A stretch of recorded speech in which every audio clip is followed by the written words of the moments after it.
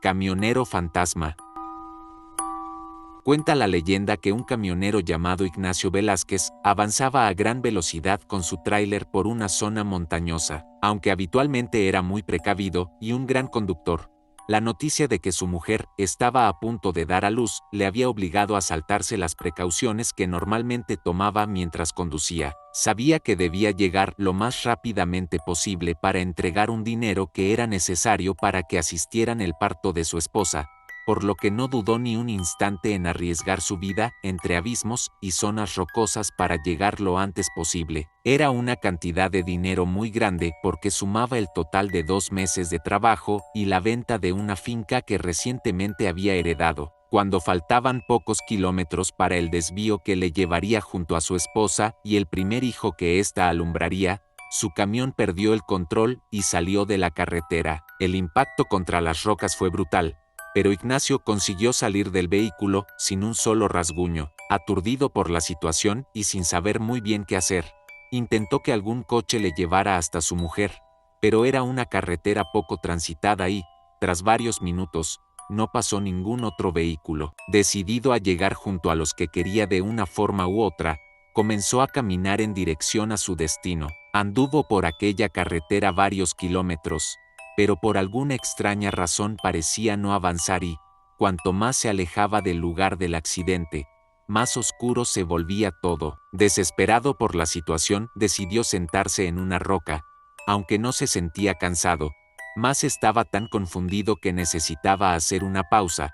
¿Y cuál fue su sorpresa que, al mirar hacia atrás buscando algún coche para hacer autostop, encontró a su camión estrellado contra las rocas? Era como si no hubiera caminado ni 10 metros, a pesar de todo su esfuerzo, como si estuviera atado a aquel lugar y le fuera imposible escapar. Se había convertido en un alma en pena atado a este mundo. Sin embargo, el deseo de Ignacio por ayudar a su familia era tan fuerte que ni la muerte le podía impedir que cumpliera con la promesa que le había hecho a su mujer de que llegaría con el dinero. Para él, el tiempo no transcurría a la misma velocidad que para nosotros y cada día era como si volviera a comenzar y no pudiera comprender que la vida seguía su curso normal. Cada día empezaba con la misma angustia por no poder ayudar a los que amaba ni despedirse de ellos. Con el tiempo, y casi sin darse cuenta, su espíritu se volvía cada vez más fuerte, incluso corpóreo, hasta que llegó un momento en el que pudo aparecerse a los conductores que viajaban por esa vía a la misma hora en que él falleció en el accidente con su camión. La mayoría de conductores, asustados, aceleraban el paso o le ignoraban. Hasta que una noche un joven llamado Daniel circulaba a altas horas de la madrugada por la carretera, cuando vislumbró a un hombre a un lado de la calzada que parecía haber salido de la nada. Pensando que hacía autostop, detuvo su coche y bajó la ventanilla. «Buenas, señor. ¿A dónde va, amigo? Necesito ayuda. Mi nombre es Ignacio Velázquez y mi mujer está a punto de dar a luz. Mi camión se ha salido de la calzada. No puedo dejarlo aquí con toda la carga», mintió el fantasma para no desvelar que estaba ligado a aquel lugar. «Pero es de vital importancia que mi mujer reciba este sobre con dinero para que atiendan su parto y las necesidades del niño. Esta es la dirección donde vivimos. Una matrona se encuentra con ellos», le dijo mientras le ofrecía un papel con una dirección anotada y un sobre bastante abultado lleno de dinero. Daniel no veía el camión que parecía señalarle el hombre, pero sintió al mirarle a los ojos que era un hombre bondadoso y desesperado que realmente necesitaba su ayuda. Había algo extraño en él, como si por alguna razón sus ojos no pudieran enfocarle y le viera borroso, pero no le dio mayor importancia y lo atribuyó a su cansancio y a que llevaba más de una hora con la mirada fija en la carretera y concentrado para evitar salirse de la calzada en alguno de los peligrosos abismos. Alargó su mano para recoger el sobre y la dirección y de forma casual rozó la mano de Ignacio. Un escalofrío subió por su brazo hasta su espalda, un frío tan intenso que le hizo estremecerse. Quedó paralizado y ante la atenta mirada de Ignacio, bajó la vista para leer la nota y vio que estaba a pocos kilómetros y no le desviaba mucho de su camino, levantó la cabeza nuevamente para confirmar al hombre que cumpliría con su cometido, pero este parecía haber desaparecido. Miró a un lado y al otro, pero no había rastro de él ni de su camión. Se había esfumado con tan rápidamente como había aparecido. Daniel era una buena persona y, a pesar de lo extraño de la situación, no dudó en ayudar a aquel buen hombre y a su mujer que sin duda necesitaría aquel dinero. Habían transcurrido un par de horas y había empezado a amanecer cuando llegó a la casa de Ignacio y su mujer. No conocía el pueblo y las indicaciones no eran tan claras como pensó inicialmente. Llamó a la puerta pero nadie le abría. Una vecina, viendo su insistencia mientras golpeaba la puerta, le dijo que ya nadie vivía allí. Allí no vive nadie ya. Si busca a doña Matilde, el nombre de la mujer de Ignacio, se cambió de casa hace tiempo. Aquello era realmente raro, pero Daniel era un hombre de principios y estaba decidido a hacer todo lo que estuviera en su mano para ayudar. Pidió la nueva dirección a la vecina y, aunque estaba en la otra punta de la ciudad, no dudó en acercarse para entregar el sobre. Una hora después llegó a la nueva dirección y llamó a la puerta. «Buenos días, ¿está doña Matilde?», dijo pensando que quien le abrió la puerta sería la matrona. «Buenos días, si soy yo, ¿qué desea?». «Me envía su marido con este sobre con dinero para atender su parto, pero debe haber un error porque obviamente usted se encuentra en perfecto estado». «Eso es imposible.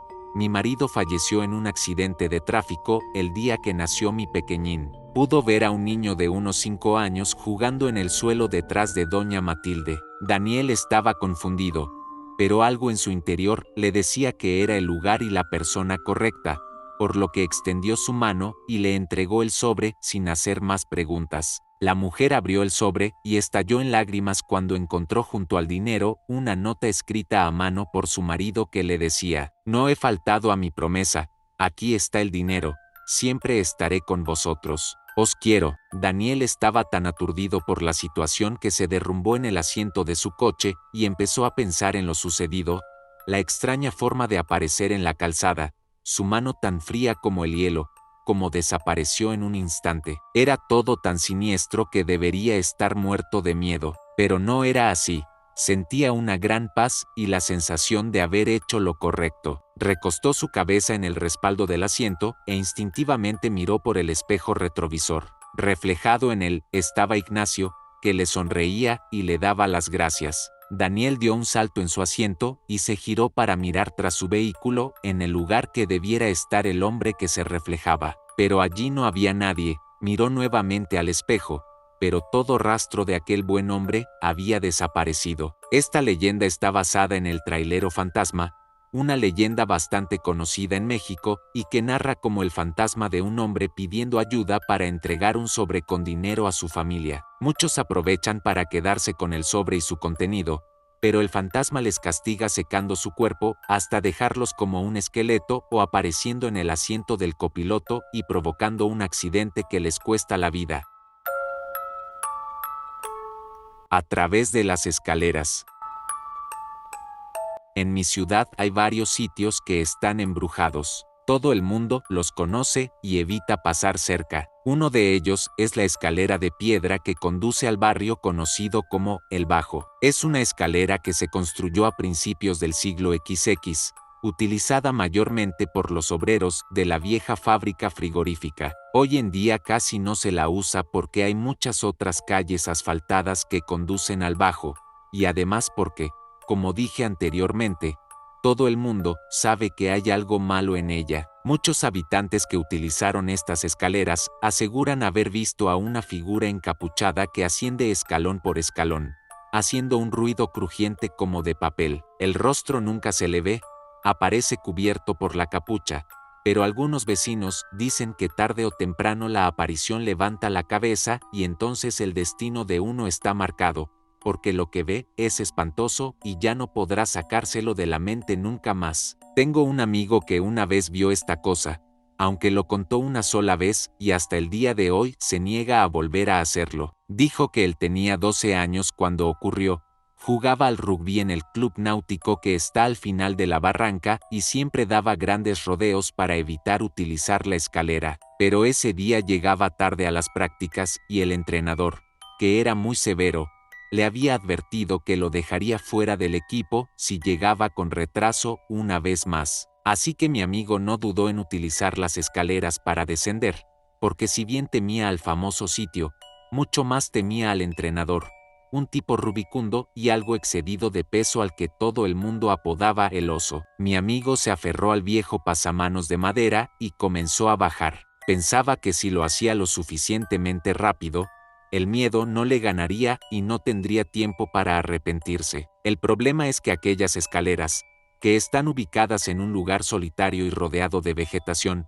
son muy largas y los escalones de piedra, en muchos casos, están partidos o directamente no existen, por lo que uno tiene que descender con cierto cuidado a menos que quiera romperse una pierna. Así que mi amigo muy pronto aminoró la velocidad del descenso, y más o menos a mitad del trayecto comenzó a escuchar unos extraños crujidos, que provenían de la parte baja de la escalera. Alarmado, vio que alguien había comenzado a subir, escalón por escalón, de una manera muy lenta, como si tuviera las piernas enfermas. La cara no se le veía, la tenía cubierta por una capucha. Mi amigo trató de darse vuelta y huir, pero no pudo, estaba paralizado, solo podía contemplar aquella aparición que se le acercaba de a poco, emitiendo esos crujidos que sonaban en la tarde silenciosa como a papel seco. La distancia entre él y la misteriosa figura se fue acortando con rapidez. Había 10 escalones entre ellos, luego 5, luego 2, y ahí la figura encapuchada se detuvo, y alzó la cabeza, y era él, era mi amigo, solo que mucho más viejo, y con la cara podrida porque ya estaba muerto. Sus mejillas se veían hundidas y los ojos habían sido comidos por los gusanos. La aparición extendió una mano cadavérica y le acarició el brazo, y luego le sonrió. «Así te verás cuando estés durmiendo en el ataúd», le dijo con una voz espantosa. Dentro de 69 años. Recién ahí mi amigo pudo salir de su parálisis. Dio la media vuelta y corrió escaleras arriba, gritando como un loco. Los vecinos lo socorrieron y fueron a buscar al presunto agresor, pero en las escaleras no había nadie. A la noche mi amigo tuvo una pesadilla. Soñó que estaba muerto y se veía exactamente como esa cosa de las escaleras. Cuando despertó, se miró en el espejo del baño y suspiró aliviado al ver su rostro lampiño de adolescente.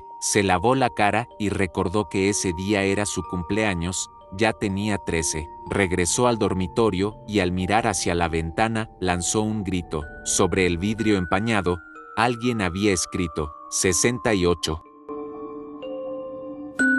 Aquel sujeto en mis sueños. La siguiente historia narra una experiencia, la cual dependiendo de la interpretación y comprensión que le otorgue su lector puede ser tomada tanto como de manera verídica o como simplemente mera ficción, siendo debatible la cantidad de teorías y especulaciones que puedan haber en torno al ambiente misterioso de ella. Ha pasado 1 año y medio desde que soñé con algo bastante fuera de lo común. A decir verdad, fue algo increíble pero espeluznante en gran medida al mismo tiempo.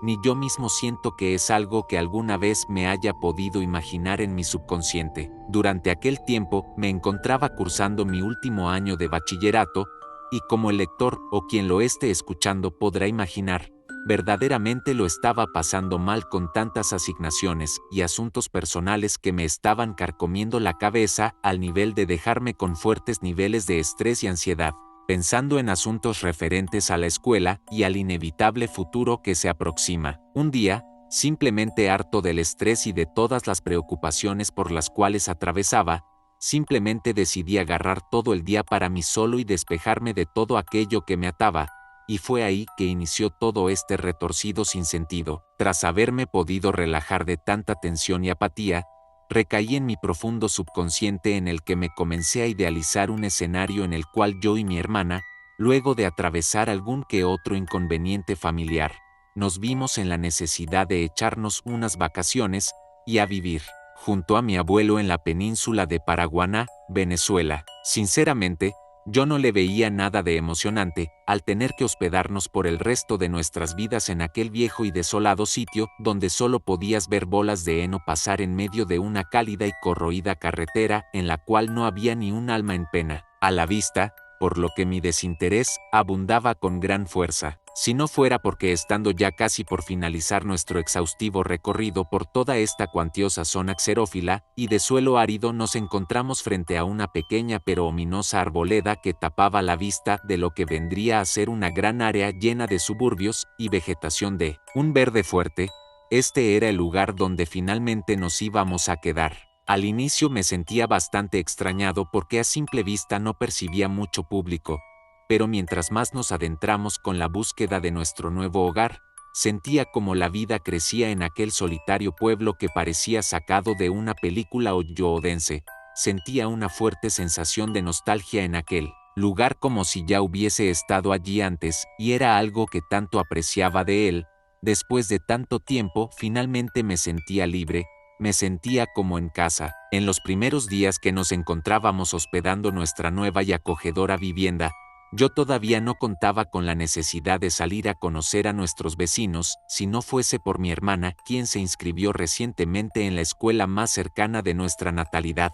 Fui forjando nuevas amistades con el pasar del tiempo, con las cuales disfrutaba salir a alterar la paz como si no hubiese un mañana. Verdaderamente lo pasábamos bien. Se veía y aparentaba como la vida perfecta, aunque, como todo en este plano existencial, nada puede resultar perfecto en su totalidad. Aquí es cuando toma fuerza uno de los eventos más inquietantes que componen a este relato. Luego de haber pasado varios días del lado de mis nuevos compañeros, fui invitado a la fiesta de graduación de mi hermana, en una melancolía noche con una fuerte sensación gélida circulando por los aires, como si fuese la última noche que fuera a presenciar aquel sitio que tanto consideraba como un hogar. La fiesta se estaba dando en un gran e interminable salón recreativo que se hallaba dentro de las mismas instalaciones de la escuela. El lugar se encontraba repleto de grandes mesas redondas cubiertas de manteles blancos como la nieve, encima de una enorme alfombra roja, con patrones blancos repetidos hasta el hartazgo, donde además contaba con grandes lámparas de cristal que alumbraban todo el lugar de un reflejo amarillo abundante. El lugar lucía bastante agradable y elegante, para decir verdad. Incluso el resto de nuestros compañeros iban con espectaculares trajes de gala y atractivos vestidos como si se tratase de la mayor de las celebraciones de la historia. Todos bailamos, cantamos, tomamos, celebramos y nos divertíamos como si fuese de las mejores cosas que nos hayan podido suceder en tanto pero tanto tiempo. El ambiente cambió de repente cuando en la puerta del lugar se asomó aquel sujeto, sosteniendo la pared con su mano, contando con una piel tan oscura como una sombra donde solamente se podía visualizar parte de sus grandes ojos y de su extraña sonrisa. Dijo entre pequeñas risas con un tono infantil e intenciones juguetonas a todos nosotros: síganme muchachos, la diversión también abunda por aquí. Ahí fue cuando levanté mi primer ceja, aunque todos nuestros compañeros asintieron y aullaron con felicidad como si lo conociesen a él de algún otro lugar, y fue que empezaron a correr detrás de él como si hiciesen el baile de un tren en cadena, sin saber qué era lo que les esperaba. Mi hermana iba bajando con ellos, pero ahí fue cuando la agarré fuertemente del brazo y le exclamé que no se atreviera a bajar, ya que desconfiaba fuertemente de aquel ser. Pude ver cómo todos corrían y bailaban detrás de los pasos tan rígidos y extraños de aquel sujeto, quien también me resultaba extraño que mantuviese una complexión tan delgada, acompañada de una piel que emulaba la apariencia de una silueta, junto a una ropa tan desgastada y pasada de moda. Ni siquiera pude identificar bien cuál era su género o estatura. Me percaté que todos siguieron a aquella cosa hacia la planta baja de la escuela, donde se encontraba el sótano donde el colegio almacenaba productos de limpieza y demás cachivaches de los docentes, lo cual que me hizo dudar más sobre qué era lo que en verdad estaba ocurriendo. Luego de eso, pasó un largo rato y no había rastro de nuestros compañeros por ningún lado. Era de suponerse que seguían allá abajo, hasta que de repente, tras haber presenciado un largo silencio, se comenzaron a escuchar los gritos y gemidos más viscerales que haya podido escuchar en toda mi vida. Del sótano emerge una compañera temblando y desprendiendo chorros de sudor y lágrimas de su cuerpo. Podía notarse que lo que acababa de presenciar fue algo que la dejó brutalmente perturbada para toda la eternidad. En ello comienza a gritar y a agitarnos en su desesperación, diciendo entre intensos tartamudeos: no se le acerquen, no hablen con él, no mantengan contacto con él, ni mucho menos sabrán lo que está allá abajo. Como me empezó a consumir la curiosidad tras ver que solamente había escapado ella, he decidido bajar a investigar para quitarme esa duda de encima de una vez por todas. Así que es cuando corro hasta donde se encontraba el sótano para visualizar si todo se encontraba en orden, pero, para mi sorpresa, en efecto, había algo que no cuadraba. En las paredes veía arañazos largos que parecían venir de las uñas de mis amistades que se extendían hasta el final de un pasillo que se encontraba consumido por la oscuridad como si fuese el propio vacío del espacio. Era un panorama bastante perturbador, y por más que temía por mi vida, decidí adentrarme entre aquellas sombras para solventar todas mis preocupaciones. En lo que me dirijo hacia la oscuridad del pasillo, solamente se pueden escuchar mis fuertes pasos sobre el concreto del lugar mientras veo que a lo lejos hay una nevera vieja color menta que desentonaba bastante con la oscuridad del lugar como si fuese algo que me tentase a abrirla. Justamente cuando abro la nevera, es cuando por fin se dio por finalizada toda esta escalofriante pesadilla y solamente puedo opinar una cosa. ¿Qué demonios fue todo eso? ¿Siquiera significó algo para mí? ¿Acaso aquel sujeto en mis sueños lo habré visto en algún otro lado? Me sigue resultando extraño del por qué fue que soñé esto si nunca he sido tan fan del horror como para haber visto algo sacado de una película de terror. Y queda a criterio de cada quien tratar de dar alguna explicación contra el avistamiento de este misterioso ser que quizás solo habite en mi subconsciente. Esta anécdota ya la he dado a conocer a diferentes amigos y familiares en persona con tal de hallarle el significado a este sueño, y se debate mucho sobre de qué se pueda tratar. Entre ellos, resuena bastante el hecho de aquel sujeto pueda tratarse de la encarnación propia de mi estrés y miedos más profundos referentes a algún cambio que pueda tener, aunque también se debate que podría tratarse de un demonio interno que me acecha con tal de no aferrarme a un cambio. Al final de este relato, dejaré adjunto una recreación de cómo es que yo interpretó mi visión de aquella persona. Yo y mis amigos, para referirnos a él en alguna charla, lo apoyamos simplemente como Kafka, al ser un nombre raro, misterioso y ambiguo para un ser tan extraño y desconocido como esa cosa. Y si se preguntan si tuve algún avistamiento posterior al sueño de aquel ser, la respuesta es que sí. Días después de que tuve el sueño, puedo jurar que en un ataque de ansiedad lo vi por unos segundos rescatado viéndome fijamente desde la habitación de mi abuelo, sonriéndome hasta rápidamente desaparecer. De ahí más nunca lo he vuelto a ver. Seguramente, él vive en mi mente. Las 3:33 de la mañana.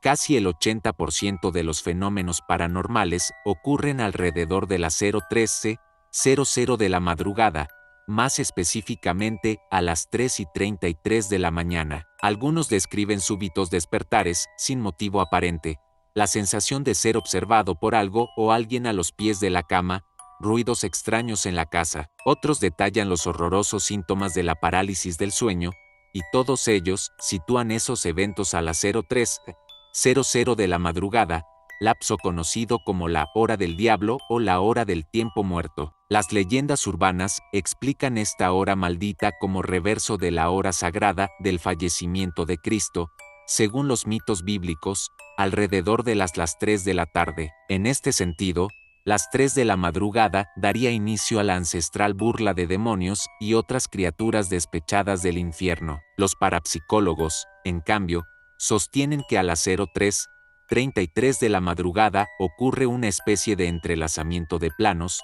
donde el mundo de los vivos, nuestra realidad, y los planos astrales bajos se funden entre sí, facilitando el contacto distintas entidades no humanas, entre ellas, las larvas, gusanos y parásitos del bajo astral. Esta hora, según las estadísticas, también coincide con la mayor tasa de muerte entre enfermos terminales y personas ancianas. Sin embargo, no se han establecido indicios claros sobre la relación entre las 3 de la madrugada y el momento de mayor vulnerabilidad del sistema inmunológico. Las personas que sí han reportado eventos inusuales a las 0:33 de la madrugada, es decir, aquellos que los recuerdan a la mañana siguiente, conjeturan con la posibilidad de que ese número sea en realidad un patrón que se repite en la vida cotidiana, coincidiendo con la teoría conspirativa del número 33. Desde siempre se ha creído que la medianoche era el momento de mayor actividad entre los espíritus y demonios.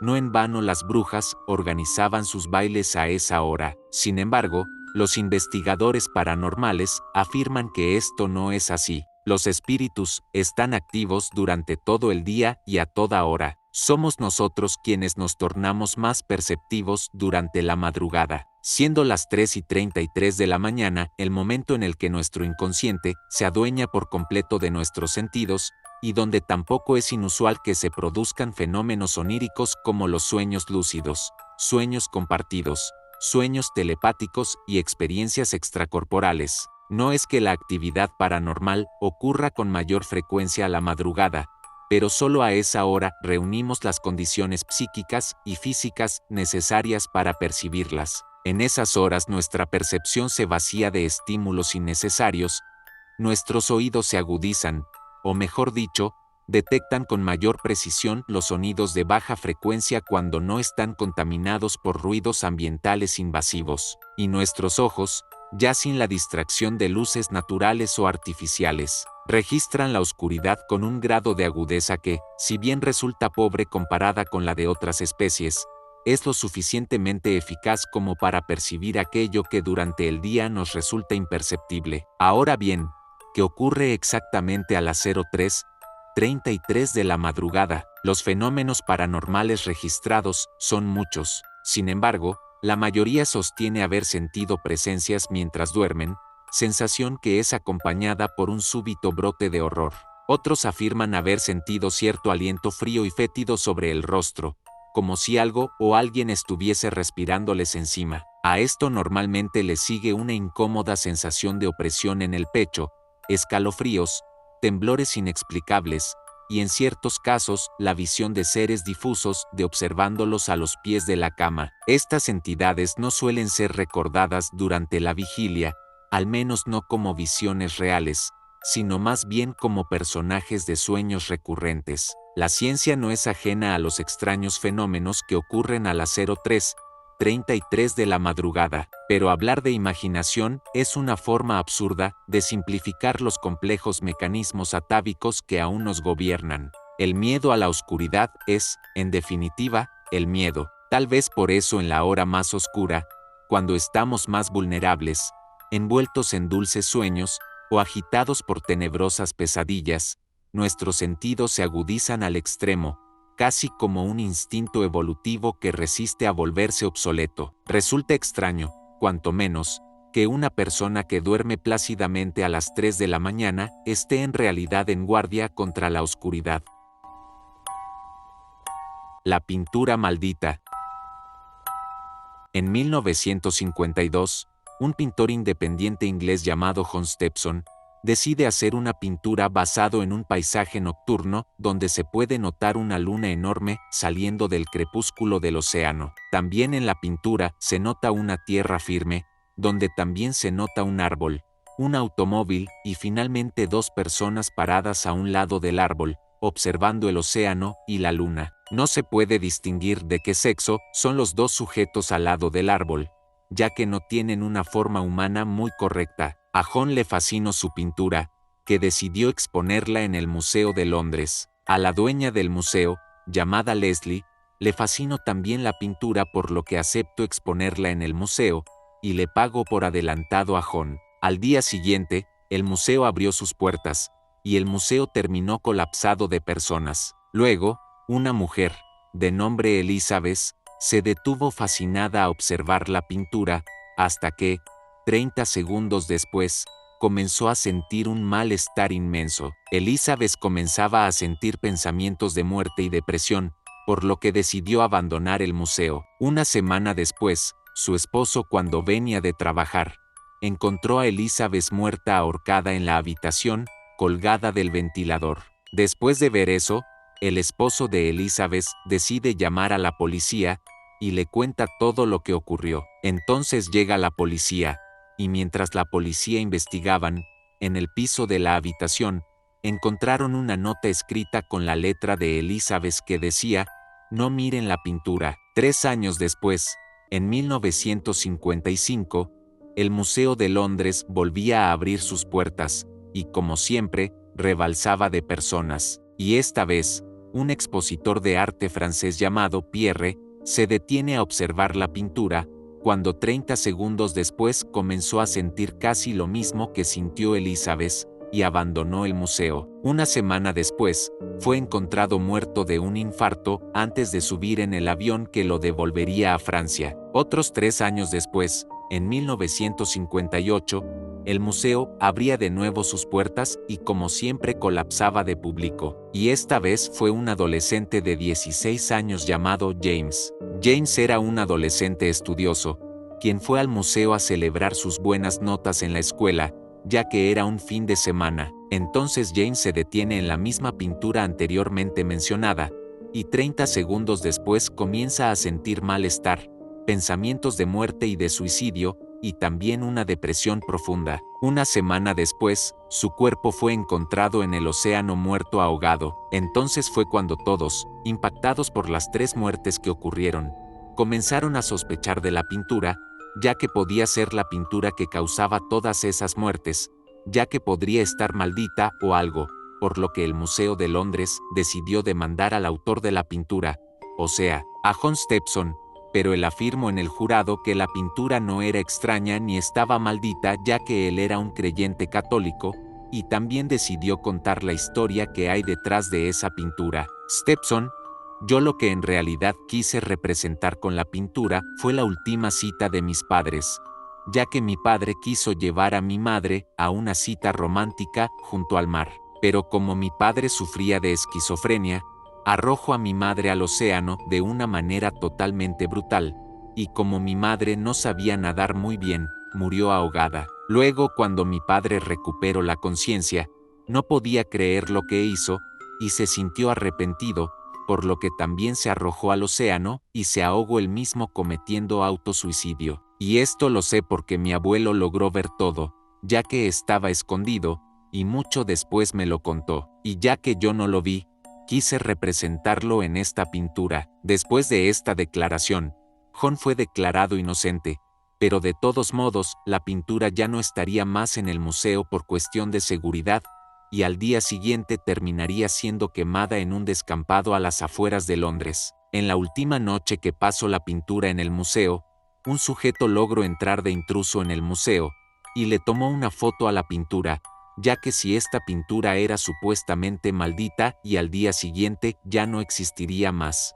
una foto de esta valdría millones, por lo que el sujeto decidió tomarle una foto ya que se volvería millonario. Pero después, al día siguiente, después de que quemaron la pintura, el sujeto que sacó la fotografía se dio cuenta de que si está maldita, y que si todavía hay rastro de ella podría hacer más daño a las personas, por lo que no quemó la foto, sino la guardó en una caja de madera con candado, y la enterró en un bosque a las afueras de Londres. Luego, no se supo más de la pintura. Luego, en 1996, un grupo de 3 amigos, que estaban excavando en el mismo bosque donde enterraron la caja, por casualidad, encontraron la caja de madera que contenía la fotografía de la pintura, en blanco y negro, ya que la foto había sido tomada en 1958. Luego, los 3 amigos se fueron a una de sus casas para ver qué contenía la extraña caja, cuando se dieron cuenta de que la caja estaba cerrada con candado, por lo que usaron una técnica para poder abrir la caja sin utilizar algún tipo de llave. Y cuando los 3 amigos observaron que había dentro de la caja, se encontraron con la fotografía de la pintura en blanco y negro, y notaron que era una fotografía bastante vieja. Pero ellos eran expertos en fotografías y lograron pasarla a color, ya que lograron encontrar las paletas de colores de la fotografía. Finalmente uno de esos amigos la guardó en su casa, el menor de todos Henry, pero este sufría extraños sucesos en su casa. Años después, en el 2005, Henry, ya más mayor, decide subir las 2 versiones de la fotografía a internet, la que está en blanco y negro y la que está a color.